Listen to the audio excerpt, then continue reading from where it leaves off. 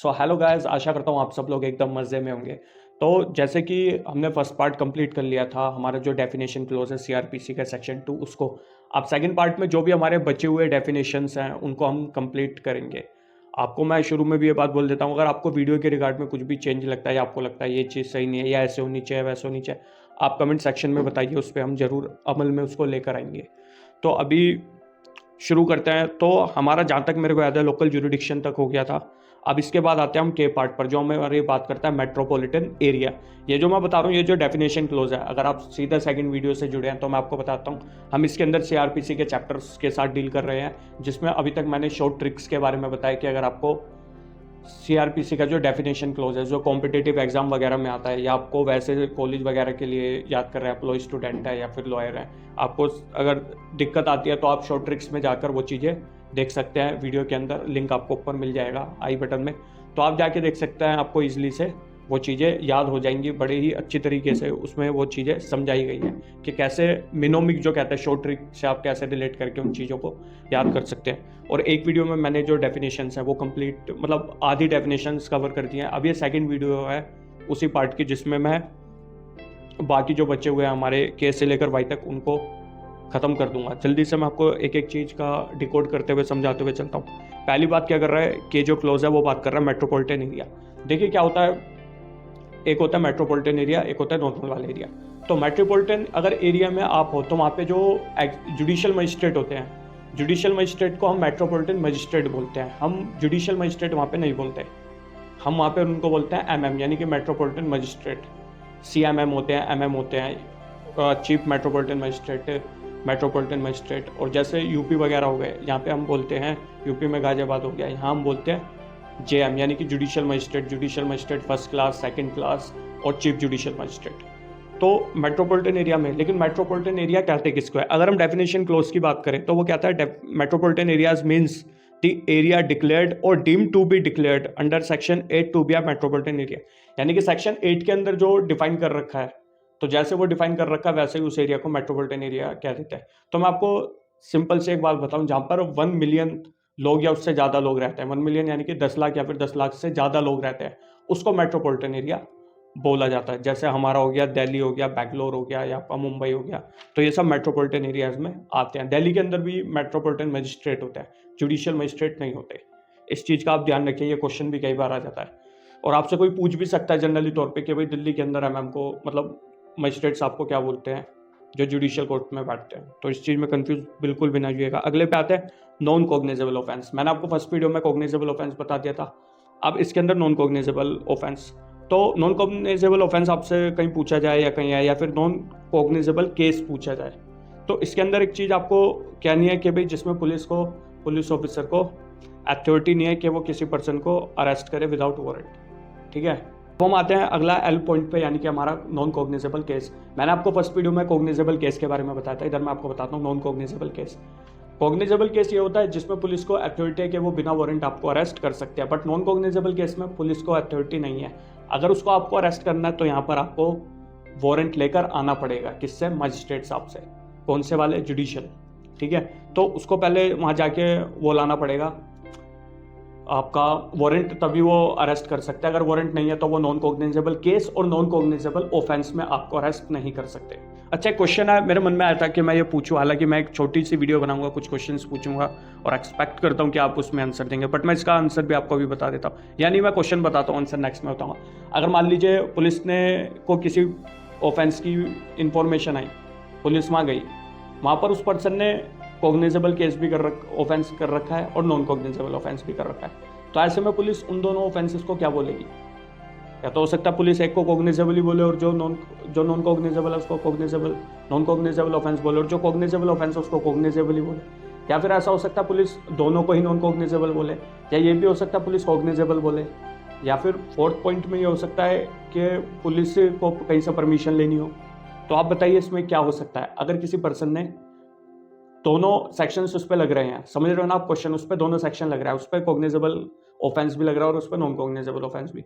Punishment के दायरे में देखते हैं तो 3 या 3 साल से ऊपर की भी जिस भी ऑफेंस की पनिशमेंट है वो होता है कॉग्निजेबल। 3 साल से नीचे वाले होते हैं नॉन कॉग्निजेबल।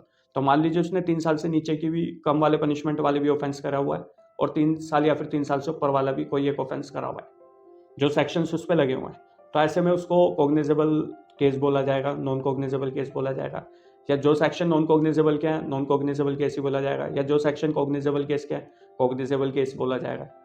क्या बोला जाएगा ये मेरे को आप कमेंट्स में बताना, कमेंट्स में मेंशन करके। अब अगर इसके अंदर डिकोड हम करें नॉन कॉग्निजेबल ऑफेंस को, तो वही कहता है an offence for which and non cognizable means a case in which police officer has no authority to arrest without warrant. ये हो गया। अब आ जाओ नेक्स्ट एम पार्ट में जो बात करता है नोटिफिकेशन की। तो इसके अंदर अगर देखें, notification means a notification published in a official gazette. Notification क्या होता है? नोटिफिकेशन एक वो नोटिफिकेशन है जो ऑफिशियल गैजेट में मेंशन होता है और कुछ वो नहीं है। तो ऑफिशियल गैजेट में आप कोई भी चीज़ देखोगे तो वो नोटिफिकेशन के अंदर आता है, सीआरपीसी के अंदर, ऑफिशियल गैजेट। ठीक है, एंड पार्ट पे जो बात करता है ऑफेंस की। अब ऑफेंस किसको कहा जाएगा सीआरपीसी के हिसाब से? ऑफेंस किसको कह सकते हैं? तो सीआरपीसी में कहा गया है ऑफेंस मीन्स एनी एक्ट और omission made punishable by any law from time being in force and includes any act in respect of which a complaint may be made under section 20 of cattle trespass act 1871। इसके अंदर देखिए offence क्या है। Offence general sense में मैं आपको बताता हूँ, हालांकि मैं इस डेफिनेशन को भी डिकोड कर रहा हूँ। जो भी इस टाइम में कोई भी एक्ट कहता है कि भाई ये चीज़ करना ऑफेंस है, कोई भी एक्स वाई जेड कोई भी एक्ट, ठीक है, क्योंकि इसके अंदर लिखा है एनी एक्ट और ओमिशन। कोई भी एक्ट कहता है कि ये काम करना एक पनिशेबल ऑफेंस है या ये काम करना एक जुर्म है, तो सीआरपीसी के अंदर भी उसको एक ऑफेंस माना जाएगा सिंपल तौर पे। क्यों? क्योंकि ज़्यादातर ऑफेंसेस में ट्रायल कैसे चलाना है, कैसे उस पर्सन को पनिशमेंट दिलानी है, कैसे चार्जशीट आनी है, कैसे क्या होना है, ये सब कैसे कौन बताएगा? इकलौता एक सीआरपीसी तो है जो बताएगा। अगर हम उसके अंदर अपना कुछ स्पेशल एक्ट है जो डिफाइन कर रहा है वो बात अलग है, लेकिन मोस्टली एक्ट्स में सीआरपीसी ही एप्लीकेबल होता है। तो उस कंडीशन में जो सीआरपीसी के रूल है वही एप्लीकेबल होंगे। तो इसलिए सीआरपीसी भी खुद कह रहा है कि कोई भी पर्सन के अगर कोई भी ऑफेंस अगर हुआ है, कोई भी एक्ट कह रहा है कि भाई ये चीज़ करना ऑफेंस है या जुर्म है, और वो मेरे अकॉर्डिंग भी ऑफेंस माना जाएगा। अब इसके अंदर एक चीज और देखें, omission made by punishable by any law for the time being in force, यानी कि वो लो जो उस टाइम पे अनफोर्सिएबल है। ये नहीं मान लो कोई एक्ट आज कह रहा है कि भाई जैसे कुछ भी चीज ले लो, जैसे ले लो भाई जैसे ये आई ड्रॉप ले लो, ठीक है, अगर ये कह रहा है कि भाई आई ड्रॉप यहाँ से उठाना ऑफेंस नहीं है, तो आज के टाइम में वो चीज़ ऑफेंस नहीं होगी, ठीक है, टाइम बीइंग इन फोर्स। लेकिन हाँ, अगर वो एक्ट कल ये कहता है कि भाई यहाँ से उठाना ऑफेंस है और मैंने उठा लिया, तो फिर ये एक पनिशेबल ऑफेंस हो जाएगा। तो टाइम बीइंग इन फोर्स, लेकिन उस टाइम पे, मतलब इसका ये है टाइमिंग इन फोर्स आ गया। And includes any act in respect of which complaint may be made under, ये सेक्शन 20 है कैटल ट्रेसपास एक्ट 1871 का। ये इतना कोई इंपॉर्टेंट है भी नहीं, ठीक है, और जनरली तौर पे ये आता भी नहीं है। अगर आए भी तो आपको कैटल ट्रेसपास का सेक्शन 20 याद रखना है। तो इसके अंदर कह रहा है बस जो भी एक्ट कहे ऑफेंस वगैरह के बारे में, आप वहाँ से आइडिया लगा सकते हो कि ऑफेंस है। अब आ जाओ ओ क्लोज में जो बात करता है officer in charge of the police station. Officer in charge, अगर आप दिल्ली की बात करोगे, यूपी की बात करोगे, यूपी में अब कमिश्नरेट सिस्टम आ गया है, तो जो head of the police station होता है उनको बोलते हैं एसएचओ, ठीक है, एसएचओ साहब उनको बोला जाता है, जो ऑफिसर इंचार्ज होता है उस पुलिस स्टेशन के, एसएचओ साहब। तो इसके अंदर ये कह रहा है कि भाई ऑफिसर इंचार्ज पुलिस किस किस को कहा जा सकता है, कौन हो सकता है, कौन नहीं हो सकता, ठीक है। तो मैं आपको बताऊं ये स्टेट टू स्टेट वेरी करता है, ठीक है। कहीं पर कह देते हैं कि भाई कांस्टेबल भी ऑफिसर इंचार्ज हो सकता है, कहीं पर नहीं हो सकता। ये वेरी करता है स्टेट टू स्टेट के, वहाँ की स्टेट गवर्नमेंट ने क्या रूल बना रखे हैं। लेकिन अगर हम एक्ट को पढ़ेंगे, एक्ट की जो डेफिनेशन क्लोज है उसको पढ़ते हैं, तो वो कहता है officer in charge of police station include when the officer in charge of the police station is absent from the station house. मान लीजिए जो officer in charge of police station है, यानी कि एसएचओ साहब, अगर मान लीजिए वो वहाँ पर अब्सेंट है, पुलिस स्टेशन में है ही नहीं, या फिर अपनी बीमारी की वजह से वहाँ पर नहीं है, या तो हो सकता है वो किसी कारणवश नहीं है, या हो सकता है उनकी तबीयत खराब है वहाँ नहीं है, या फिर किसी और कारण से वो अपनी ड्यूटी परफॉर्म नहीं कर पा रहे, थाने की जो ड्यूटी है वो परफॉर्म नहीं कर पा रहे। तो ऐसे में उस थाने के अंदर जो भी ऑफिसर प्रेजेंट होगा, ठीक है, नेक्स्ट टू रैंक, यानी कि उनकी नेक्स्ट रैंक से छोटा बंदा, कोई भी जो होगा उनकी रैंक से नीचे का बंदा, ठीक है, और वो अबव द कांस्टेबल की रैंक से ऊपर होना चाहिए। यानी कि जो एसएचओ साहब है उनकी रैंक से छोटा बंदा, बट जो कांस्टेबल है कांस्टेबल से ऊपर का बंदा, कोई भी अगर थाने में मौजूद है और उसके अलावा कोई भी सीनियोरिटी में नहीं है, तो और एसएचओ साहब भी नहीं है, तो ऐसे में वही फिर ऑफिसर इंचार्ज और पुलिस स्टेशन बन जाएगा, जिसको जनरली अगर एसएचओ साहब नहीं होते, वैसे तो जनरली अगर एसएचओ साहब नहीं होते तो एटीओ साहब होते हैं, वही मैटर को फिर हैंडल करते हैं अगर एसएचओ साहब नहीं होते। लेकिन अगर सीआरपीसी के पॉइंट ऑफ व्यू से देखा जाए तो सीआरपीसी यही कहता है कि मान लीजिए अगर ऑफिसर इंचार्ज जो पुलिस एसएचओ साहब है अगर वो नहीं है, ठीक है, या कौन कौन हो सकता है, तो उसमें ये अगर वो नहीं है, क्यों नहीं हो सकते, या तो उनकी तबीयत सही नहीं है या फिर किसी और कारण से अपनी ड्यूटी परफॉर्म नहीं कर रहे, तो अगर वो वहाँ पर नहीं है तो ऐसे में कोई भी पर्सन जो उनकी रैंक के बाद आता है वो पर्सन ऑफिसर हो सकता है, लेकिन हाँ कांस्टेबल रैंक से ऊपर का हो। लेकिन ये कांस्टेबल रैंक वाली जो बात है ये क्या बिल्कुल कांस्टेबल वाला मान के ही चला जाएगा, ऐसा कोई भी मैंडेटरी नहीं है, क्योंकि अगर आप आगे इसको पढ़ोगे इसमें क्या आता है, the police officer present at the station house who is next in the rank to such officer and is above the rank of the constable और when the state government so directs any other police officer so present. अगर state government ने कोई particular rule बना रखा है कि भैया इस पर्सन को भी हम उसमें मान सकते हैं ऑफिसर इंचार्ज को, तो वो फिर अलग बात है, वो सीआरपीसी कह रहा है, फिर वो मानना हमको पड़ेगा। तो ये स्टेट टू स्टेट वेरी करता है कि भाई हो सकता है, नहीं हो सकता, या क्या हो सकता है। अब आ जाओ आपके पी क्लोज में जो बात करता है प्लेस। अब प्लेस को आपके दिमाग में कई बार आएगा, मैं बार बार सीआरपीसी का व्यूज ले दे रहा हूँ क्योंकि जो बातें इसके अंदर लिखी है वो सीआरपीसी के अंदर मानी जाएगी।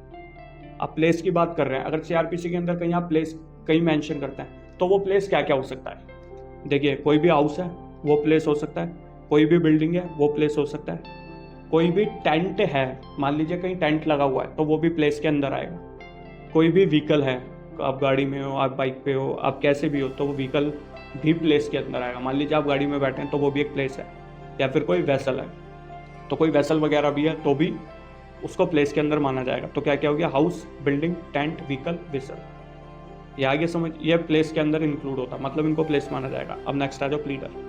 प्लीडर कौन, हम सब कौन, वकील साहब जो केस को रिप्रेजेंट करते हैं बिफोर दी ऑनरेबल कोर्ट। इसके अंदर ये कह रहा है कि प्लीडर का मतलब क्या है। देखिए, प्लीडर का मतलब मैं सीधा डिकोड करूंगा डेफिनेशन क्लोज को, क्योंकि आपको समझ आ गया कि वकील साहब। Pleader when used with reference to any proceeding in any court means a person authorised by or under any other law from time being in force. यानी कि प्लीडर अगर कहीं पे लिखा है तो उसका मतलब क्या है, प्लीडर का अगर कहीं भी वर्ड यूज हो रहा है उसका मतलब यही है कि कोई भी पर्सन जो ऑथराइज्ड है लॉ से, कौन से लॉ से, जो अभी रनिंग में है उस लॉ द्वारा पर्सन ऑथराइज है, ठीक है, to practise in such court, courts वगैरह में प्रैक्टिस करने के लिए। तो हम भी ऑथराइज है प्रैक्टिस वगैरह कोर्ट में करने के लिए। हमने एलएलबी करी हुई है, हमने ऑल इंडिया बार का एग्जाम क्लियर करा हुआ है कि हम ऑल ओवर इंडिया में किसी भी कोर्ट में जाके केस वगैरह लड़ सकते हैं, प्रैक्टिस कर सकते हैं। तो to practise in such court and includes any other person appointed with the permission of the court to act in such proceeding. और प्लीडर वो पर्सन भी हो सकता है जिसको कोर्ट ने परमिशन दे दिया है कि भाई आप भी अपना केस वगैरह लड़ सकते हो, यानी कि आप केस रिप्रेजेंट कर सकते हो, वो पर्सन भी हो सकता है। प्लीडर जनरल तौर पर प्लीडर कौन किसके लिए यूज हुआ है, शॉर्ट में बताता हूँ। प्लीडर उस पर्सन के लिए यूज हुआ है जो ऑथराइज्ड है बाय लॉ से, कि बाय लॉ जो टाइम बीइंग इन फोर्स है, या फिर एनी अदर लॉ जो टाइम बीइंग इन फोर्स है। किस चीज के लिए ऑथराइज है, to practise in the court के अंदर प्रैक्टिस करने के लिए। क्या सिर्फ वही बंदा जो लॉ में, हाँ वो जो लॉ जिसको परमिट कर रहा है वो पर्सन भी है, और वो पर्सन भी है जिसको कोर्ट ऑथराइज कर रहा है, किस चीज के लिए, प्रैक्टिस के लिए। लीडर समझ आ गया। अब आ जाओ पुलिस रिपोर्ट के अंदर। पुलिस रिपोर्ट में आपको इसके अंदर जनरली ये लिखा है, a report forwarded by police officer to a magistrate. जो भी रिपोर्ट पुलिस ऑफिसर द्वारा मजिस्ट्रेट को दी जाती है वो पुलिस रिपोर्ट होता है। इसके ज़्यादा डेप्थ में भी मैं नहीं जाऊँगा क्योंकि ये 173 के अंदर है मेन पार्ट इसका, तो मैं अभी उस चीज़ को खुद नहीं छेड़ना चाहता क्योंकि फिर बहुत लंबा हो जाएगा। 173 एक बहुत अलग पार्ट है, 173 का क्लोज 2 वो बहुत ज़्यादा ज़रूरी है, उसको मैं बाद में बताऊँगा आपसे। तो इसमें बस पुलिस रिपोर्ट इतना ही है कि मजिस्ट्रेट द्वारा, वो पुलिस ऑफिसर द्वारा कोई भी रिपोर्ट जो फॉरवर्ड करी जाएगी मजिस्ट्रेट साहब को, कौन से सेक्शन में, 173 का सब क्लोज 2। अब इसके बाद आ जाओ पुलिस स्टेशन। पुलिस स्टेशन अब आपको बताइए, पुलिस स्टेशन देखिए जनरल सेंस में जो भी आपके एरिया का स्टेशन लगता है वो पुलिस स्टेशन होता है, ठीक है। दिल्ली में स्पेशली, दिल्ली में ज़्यादातर पुलिस स्टेशन ही है, चौकी वोकी नहीं है, होगी भी अगर तो इतना इम्पैक्ट नहीं, लेकिन हाँ अगर आप यूपी या नोएडा साइड वगैरह जाओगे तो वहाँ आपको पुलिस चौकी भी दिखेगी और आपको वहाँ पे पुलिस स्टेशन भी दिखेगा जो इफेक्टिव होते हैं। तो इसके अंदर अगर हम बात करें पुलिस स्टेशन सीआरपीसी के हिसाब से क्या है, तो सीआरपीसी कहते हैं police station means any post और प्लेस डिक्लेयर्ड जनरली और specially by the state government. कोई भी ऐसी पोस्ट या फिर कोई भी ऐसा प्लेस जो डिक्लेयर्ड किया गया है स्टेट गवर्नमेंट द्वारा। स्टेट गवर्नमेंट द्वारा कैसे ऑर्डर में, जनरली या फिर स्पेशली स्टेट गवर्नमेंट ने किसी भी प्लेस या फिर पोस्ट को डिक्लेयर करा हुआ है कि ये पर्टिकुलर पोस्ट या फिर प्लेस होगा पुलिस स्टेशन। कौन डिक्लेयर करता है इसको, स्टेट गवर्नमेंट, आपकी जो भी स्टेट गवर्नमेंट होगी। And include any local area specified the state government. जो भी मतलब स्टेट गवर्नमेंट डिफाइन, ये ड्यूटी है स्टेट गवर्नमेंट की कि कौन पुलिस स्टेशन है, कौन चौकी है, कौन क्या है, कौन नहीं, वो सब काम है स्टैब्लिशमेंट वगैरह का, या बताना है कौन से प्लेस पे कितना जुरिडिक्शन एरिया हो सकता है, कितना नहीं हो सकता, वो सब स्टेट गवर्नमेंट का काम है। ये सेक्शन कह रहा है पुलिस स्टेशन सीआरपीसी के हिसाब से। अब इसके बाद आ जाओ टी, जो आपका सब क्लोज है, वो बात करता है प्रिस्क्राइब की। Prescribe means by rule made under this code. Prescribed क्या है कि जो भी रूल वगैरह इसके अंदर बने हुए हैं, ठीक है, इस कोड के अंदर, वो प्रिस्क्राइब्ड में आते हैं। इसके बाद आ जाओ यू क्लोज पे, जो बात करता है पब्लिक प्रोसिक्यूटर, जिसको हम कोर्ट में पीपी साहब भी कहते हैं।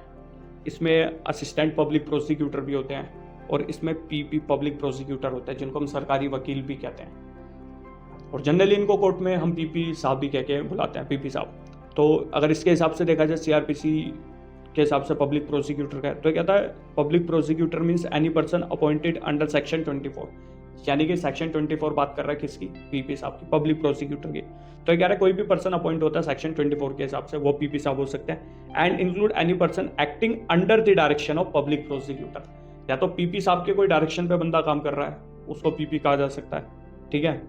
और जो पर्सन अपॉइंट किया गया है किसके अंदर, सेक्शन 24 के अंदर। लेकिन यहाँ पर एंड वर्ड यूज है, और वर्ड यूज नहीं, इसका ध्यान रखना। तो जो भी पर्सन अपॉइंट किया गया सेक्शन 24 के अंदर, और include any person acting under the direction of PP साहब, यानी कि जो पर्सन, और वो पर्सन किसके डायरेक्शन पे काम कर रहा है, पीपी साहब के डायरेक्शन पे। तो ये बात करता है यू क्लोज, जो पब्लिक प्रोसिक्यूटर की बात करता है। अब आ जाओ वी क्लोज पे। वी क्लोज बात करता है सब डिवीजन। सब डिवीजन क्या होते हैं, कोई भी डिस्ट्रिक्ट होता है ना, उनकी अगर उनको डिवीजन्स में बांट देते हैं, तो जो भी डिवीजन, उनको सब डिवीजन वगैरह कहा जाता है। क्योंकि ये भी क्लोज भी यही बात करता है कि sub division means sub division of a district. जो भी डिस्ट्रिक्ट्स की अपनी डिवीजन से उनको सब डिवीजन कहा जाता है। अब आ जाओ समन केस। देखिए जो बात कर रहा है डब्ल्यू, क्लोज डब्ल्यू, तो मैं आपको एक चीज़ बता दूँ, समन केस होता है, वारंट केस होते हैं, ठीक है। समन केस में मैं अलग एक अभी वीडियो बनाऊंगा जिनमें मैं सबके differences, cognizable, non cognizable, bailable, non bailable, summon cases, warrant cases, इनके बारे में बताऊंगा। तो इसके अंदर समन केसेस देखिए, मैं आपको अगर सिंपल लेमैन लैंग्वेज में समझाऊं, आपको ज़्यादा दिक्कत ना होए, तो एक चीज़ ध्यान रखना, 2 साल से नीचे के जितने भी ऑफेंसेस हैं, ठीक है, 2 साल से नीचे के, उन सब में समन केसेस लगते हैं, समन केसेस का चलता है। और अगर 2 साल से ऊपर के हैं तो उनमें आ गया वारंट केस, ठीक है। 2 साल से नीचे समन केस, 2 साल से ऊपर जा रहे हैं वो हो गए वारंट केस, ठीक है। और अगर 2 साल हो तो उस कंडीशन में क्या होगा, 2 साल या फिर 2 साल से नीचे समन केस, 2 साल से ऊपर, क्योंकि यहाँ वर्ड मेंशन एक्सीडिंग 2 ईयर, तो 2 साल से ऊपर हो गए वारंट केस। इस चीज़ का ध्यान रखना। अब इसके अंदर समन केस कहता है, summon case means a case relating to an offence not being a warrant case. मतलब कई डेफिनेशंस ऐसी है जो पर्सनली भी मेरा मानना यह है कि मतलब उसका कोई मतलब ही नहीं है, बस सिंपल से ऐसी चीज़ लिख रखी है कि समन केस मतलब वो केस जो अपराध से रिलेटेड है, और जो वारंट केस नहीं है। अरे सिंपल, इसको पनिशमेंट्स में अगर आप डिफाइन करोगे तो पढ़ने वाला भी इजीली समझ जाएगा। हालांकि वारंट केस में इन्होंने मेंशन कर रखा है, जो मैं भी आपको बाद में बताऊंगा। समन केस आपको पता लग गया। अब इसके बाद आ जाओ क्लोज WA के अंदर, सब क्लोज WA के अंदर, तो ये बात करता है विक्टिम। अब विक्टिम कौन पर्सन होता है, आपने कई बार वर्ड सुना है victim, victim, victim, accused, victim. तो एक्यूज्ड बोलते हैं अपराधी को, विक्टिम कहते हैं कंप्लेनेंट को, यानी कि जो सफरिंग पार्टी होती है, जिसके साथ अपराध हुआ है, उसको विक्टिम बोला जाता है। अब सीआरपीसी के हिसाब से विक्टिम कौन है, अगर अब इसकी सीधा डेफिनेशन पढ़ते हैं। Victim means a person who has suffered any loss और injury caused by reason of the act or omission for which accused person has been charged।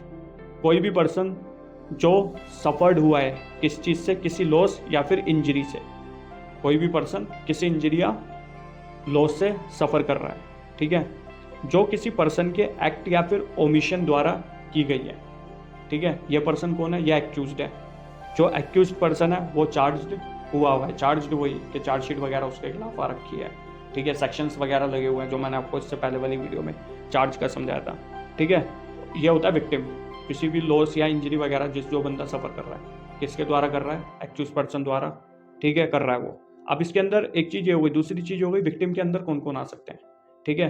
Victim के अंदर उस पर्सन के गार्जियन आ सकते हैं, या फिर उस पर्सन के लीगल हायर आ सकते हैं। यानी कि सपोज करिए किसी पर्सन का मर्डर हो गया, अब वो तो केस लड़ने आएगा नहीं, बट उसके ब्याह पे विक्टिम आप और किसको कह सकते हैं, विक्टिम वो भी है, बट विक्टिम उसके गार्जियन आके केस को कर सकते हैं फाइल, तो उसके गार्जियन भी या उसके लीगल हायर हो गए, ठीक है, तो लीगल हायर हो गए या फिर उसके गार्जियन वगैरह हो गए, चाहे वो लड़का है लड़की, ये वो नहीं, क्योंकि यहाँ पे वर्ड मेंशन है हिज और हर गार्जियन, तो यहाँ पर दोनों के लिए ये वर्ड यूज़ किया गया है। अब इसके बाद आ जाओ वारंट केस, जो हमारा एक्स वाला जो सब क्लोज है वो बात करता है वारंट केस की। तो ये कहता है वही जो मैंने बात आपको बताई थी कि warrant case means a case relating to an offence punishable with death, imprisonment of life और imprisonment for a term exceeding 2 year.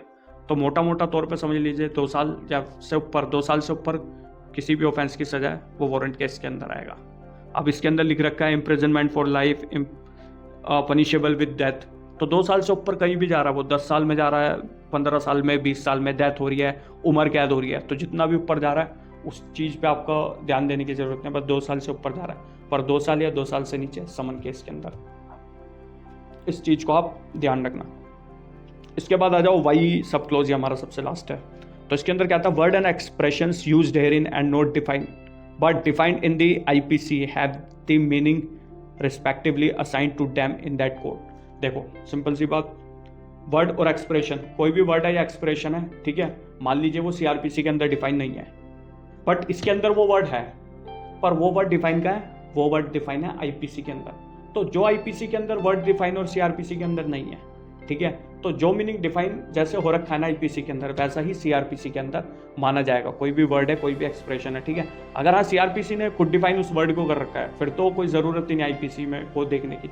लेकिन हाँ, अगर सीआरपीसी के अंदर नहीं है बट आईपीसी के अंदर वो वर्ड या एक्सप्रेशन डिफाइन है, तो वो वर्ड या एक्सप्रेशन ऐसे ही जैसे आईपीसी में ऐसे ही सीआरपीसी में लिया जाएगा। ये बात खुद सीआरपीसी बोल रहा है। तो ये हमारा जो डेफिनेशन क्लोज है ये पूरी तरह से कंप्लीट हो जाता है। अगर आपको कुछ भी इस रिगार्ड में क्वेरी है, कुछ भी लगता है चेंज या कुछ लगता है ये वो सेक्शन में हमको उस चीज़ के बारे में बता सकते हैं। बाकी खुश रहिए, मज़े में रहिए, और लाइफ में कुछ है ही नहीं, बस हंसिए, अपना फ्यूचर पे फोकस रखिए, काम को लेके सीरियस रहिए, बाकी लाइफ एंजॉय करते रहिए। बाकी मिलते हैं हमारी नेक्स्ट वीडियो में, कमेंट सेक्शन में कमेंट वगैरह डाल के रिस्पॉन्स वगैरह देते रहिएगा। बाकी मिलते हैं हमारी नेक्स्ट वीडियो में, तब के लिए thank you so much, tata bye bye.